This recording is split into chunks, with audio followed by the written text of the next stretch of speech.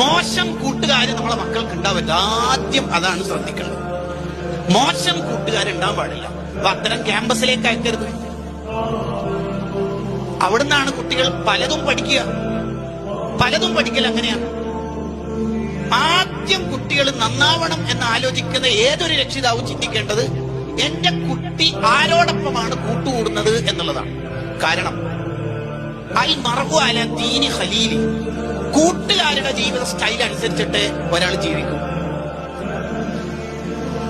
ഫല്യൻദുർ അഹദുക്കും മൻ യുഖാലിൽ, ആരോടൊപ്പമാണ് കൂട്ടുകൂടേണ്ടതെന്ന് ശരിക്കും ആലോചിച്ചിട്ട് കൂട്ടുകൂടാൻ പാടുള്ളൂ. ഇസ്ലാമിന്റെ നിയമമാണ്. ഫ്രണ്ട്സിനെ സെലക്ട് ചെയ്യുമ്പോൾ ഇസ്ലാമിൽ ഒരു മാനദണ്ഡമുണ്ട്. എന്താ മാനദണ്ഡം? ഒന്നിക്കൽ അയാളെടുത്തുന്ന ഇൽമ ഇങ്ങോട്ട് കിട്ടണം, അല്ലെങ്കിൽ നമ്മൾ പഠിച്ച ഇൽമ അയാൾ കേൾക്കാൻ സന്നദ്ധനാവണം. ഇത് രണ്ടും അല്ലാത്ത ഒരു കൂട്ടുകാരായിട്ട് ഉണ്ടാവാൻ പാടില്ല. ഇമാം ഗസാലി റളിയല്ലാഹു അൻഹു ആ വിഷയം ചർച്ച ചെയ്യുന്നിടത്ത് ഇഹിയയിൽ അതെടുത്ത് ഉദ്ധരിച്ച് പറയും.